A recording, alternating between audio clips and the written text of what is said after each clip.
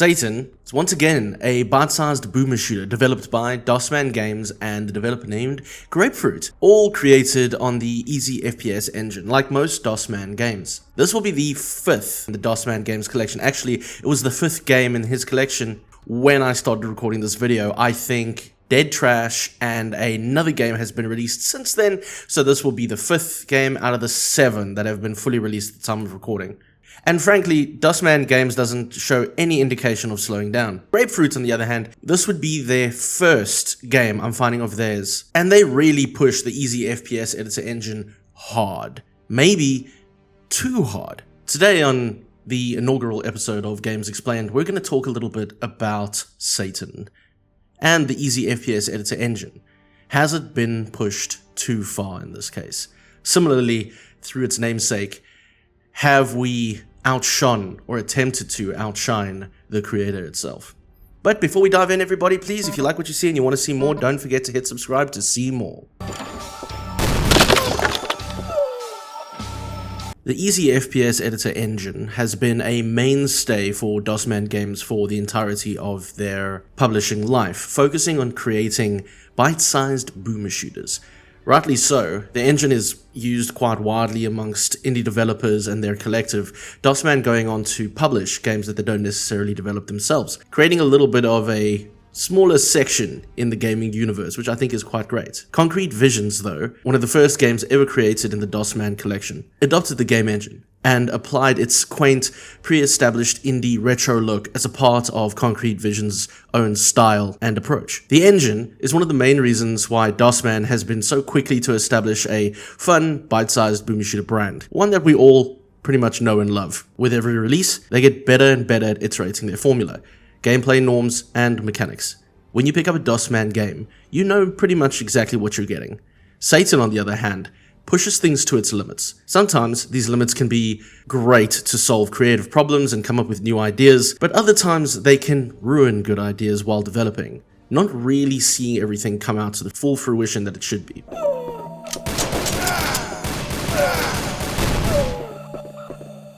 DOSMan and Grapefruit are bending this engine to its absolute breaking point. Throughout my playthrough, like in some early games like Flash of the Blade X or Revenant, I did end up out of bounds sometimes. And sadly, this isn't something that changed much upon the release of Satan. Similarly to its namesake, Satan doesn't seem to have made choices that have always worked. Unlike Revenant, for example, the clipping out of bounds and getting locked between texture walls is pretty fun, you know, like a feature glitch like Bethesda would create. But I found this a little bit more immersion breaking, which is a bit unfortunate. We're not here to review the game though, and I don't want to dwell too much upon that, though there are other strange choices which I wanted to note, speaking to the limitations of the engine, less so the developer's prowess. Strange choices like restarting your armor and health when you enter a boss arena. This could have been a resource issue or a level design choice, I'm not sure. Potentially another limitation. Yes, it's fun for the degenerates among us that like to do fast monster, pistol starts, ultra violence, etc, etc. That's great for a challenge, yes, I know. But in this case,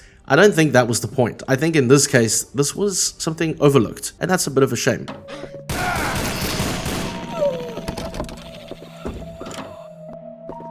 In this respect though, I do want to give Satan credit. Satan thrives on the idea of arena fights and battles, secret exploration, and complex level design. And when I say complex level design, there wasn't a moment where I didn't feel that the designer wasn't thinking that this should be a place that is lived in or explorable by some dungeon adventurer, something to that effect. And I think that was done very well. I got lost throughout every level, not in a bad way. I felt like I was doing a bit of secret hunting, finding golden skulls, finding weapons, maybe a wayward priest. I really enjoyed that aspect about the game. I didn't feel that there were spaces created for no reason necessarily. Every spot had some nuance to tell you about the world you were in, or gave you some kind of payoff, like an item or a weapon, like I mentioned.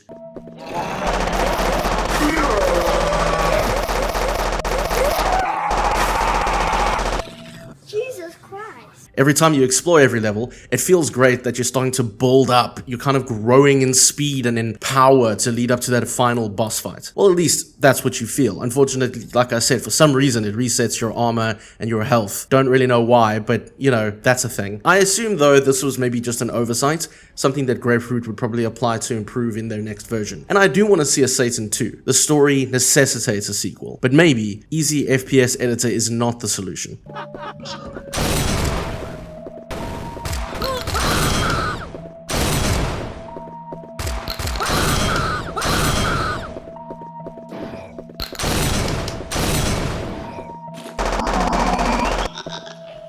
You start to grow in confidence leading up to every boss fight. And every boss fight is a relatively good challenge. They just increase in intimidation, but also test you. And we'll talk about the bosses in a second, but no, the challenge wasn't because I didn't have all the ammos and weapons that I had accumulated. It feels like there's just a good balance in the environment when it comes to boss design and toughness. The bosses test you, and that's the important bit. Each arena isn't dead simple. It has turrets, enemies, cover, limited pickups and power-ups, and a massive baddie going for you. The challenge only escalates for every boss fight. Trust me on this. You'll enjoy that. The boss fights are actually one of the more notable parts of this game.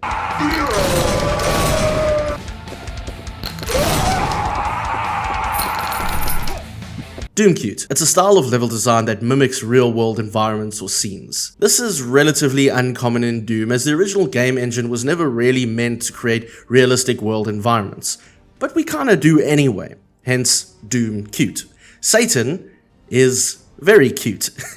Grapefruit makes a great effort at combining dark mansion-like hallways with the darkest dungeons and outdoor cityscapes. Each level feels lived in. You feel like you can go through these worlds if you were an explorer, and it really does a good job at mimicking real-world places. The attention to detail in this regard makes Satan more immersive. Almost if you could map it out in your head with much concern to be lost in a maze. Even in the actual maze level, you don't feel like you don't know where you're going, which I think is important to note the use of landmarks throughout the game. There are some instances, mind you, in the city level for one, where you're required to do some platforming. Now, there is nothing wrong with this idea in theory. Many games do platforming, many FPS games do it, and that's perfectly fine. You are empowered to do so. Scaling dark walls of the city, this works. But, once again, we see the limits of the engine come into play here. The engine itself doesn't lend itself to easy platforming. Yes, we can have multi-story levels and mazes, but idiots like me may need yellow markers. Sure, that's not a problem.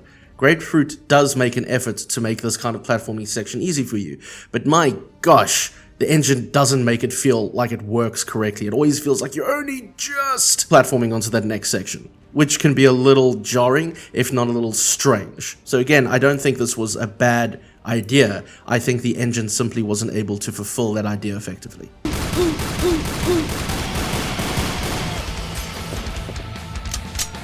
You almost feel like the engine is fighting Grapefruit's imagination. You get the sense that some monster sprites, for example, would fit better in wider, more open spaces instead of blocking a door or a hallway. No, not everything has a perfect placement. The enemy sprites, for example, are actually awesome. They're designed very, very well. I love it. I can just picture someone sketching these out. Their style makes up for their strange placement within the mapping world. Every level mixes these different missile enemies, hit scanners, flying enemies, even the vehicles. Oh gosh, the vehicles, man, I want to talk about the vehicles. If I don't talk about the vehicles, I forgot, but just know that the vehicle section, that's a whole thing in the middle levels. Yes, every monster is slightly different to the next. The sprites are really well done. You can tell that Grapefruit put a lot of effort into making them seem cool and scary and unique. It's all here. For some reason, it feels like some of the beasties tend to block passages for visibility. It's a weird quirk, again, trying to put a massive demon in a very small area or door. As someone who loves sketching and designing monsters and demons, I can really appreciate the sheer mad creativity on display here,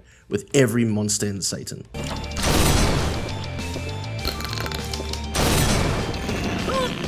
I don't want to spoil anything because if it wasn't obvious already, you know, I don't want to upset anybody. But whichever way we get there, Satan doesn't make this adventure easy. We do get some help from the holy clergy that survived the initial outpouring of hell into the world. These guys essentially are trading forgiveness for golden skulls that we pick up along the way. Interesting mechanic, almost metaphorical I think, but one that in some arenas feels like it doesn't always work effectively. Not because of a poor idea, I think the idea works well here, but it bugs out. In one arena in specific, I think I was able to glitch one of the priests to give me unlimited health and armor, which is nice, but at the same time, what? No, I don't think this was entirely the developer's fault. Sometimes these things sneak in, even in the final version. Great idea, maybe the engine couldn't hold it all together. Though, again, this is an idea that I think could be expanded upon later down the line. Grapefruit could always come up with some kind of trading or item system similar to your Resident Evil games, something like that. I think that would be great, and maybe that's where the idea originally came from. Seeing something like that in a different engine later down the line, maybe in Satan 2, would be awesome. Grapefruit has a wealth of ideas and world building, and I think they deserve to be brought to life with a tool that can handle the weight.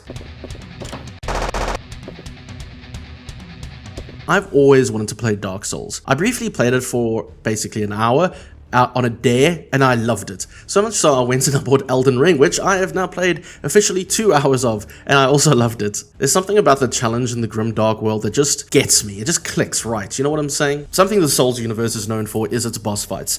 And frankly, like I said in the beginning, Satan should also be known for its boss fights. It's awesome. While yes, each arena does reset the ammo and the health and blah blah blah, that's all fine, each boss is unique, and a very fair challenge overall. Each of them I enjoyed, and they were the highlights of this game for me. You get that sense that each level is working up to this boss fight. Your confidence is growing, you're getting more weapons and equipment, you're doing this thing, it feels good. And then Grapefruit makes a conscious effort at balancing every boss encounter, with added environmental challenges and some minor enemies to boot. But what I love about the boss challenges is that these are hell's finest devils, and they're almost meant to be slightly unfair at time to time. I wouldn't say that each boss fight is balanced per se, but they're good boss fights to test you. That's the whole point of a boss fight. You're meant to learn things throughout the game and throughout a level, only get to the boss fight and they test your knowledge. People don't always think about bosses that way, but that's exactly what they're there to do. They're there to test on what you have learned. Each boss is different in this way. You'll have a flying demon, so you'll be able to focus on trying to take those guys out with your new machine gun, or the strange Antichrist boss, which I'm not sure what they were trying to teach me there, but it was quite interesting to take him down too. Testing everything you've learned at that point, even if that means just keeping cool under pressure.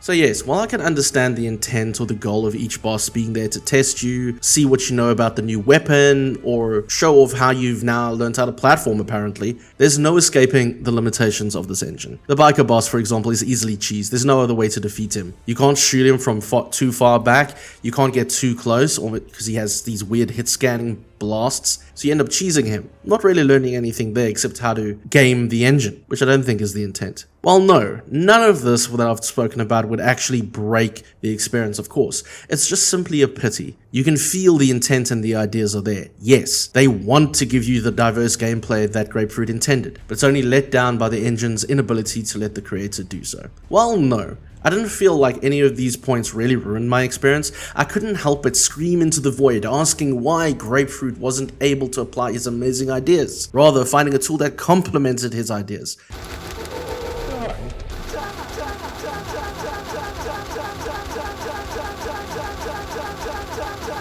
Satan is a game that reaches as high as it can. It takes everything that DOSMan Games has learned from Reverend and Reaper and cranks it up to its breaking point, quite literally. Yes, the story of legacy and power and destiny are all here. They're dripping with intrigue and landscape. But, unfortunately, the engine struggles to contain the immense intent of ideas.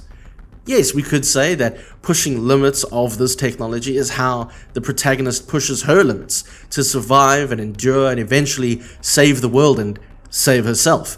This isn't just a game about shooting demons. I mean, it kinda is, but intentionally or not, it's also a game about pushing limits. Whether it's the engine itself, the world, the player character, sometimes we walk up to our limits and meet them, and other times, depending on what we decide, we push through and become something more.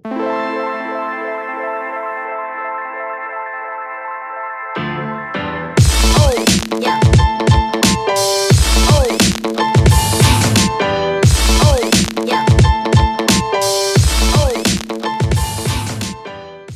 Thank you for watching, everybody. A quick shout out to my Patreon members, Blogsy Malone, Osh, Andrew Michael, and Melancholy Geek. And a brief shout out to my YouTube channel members.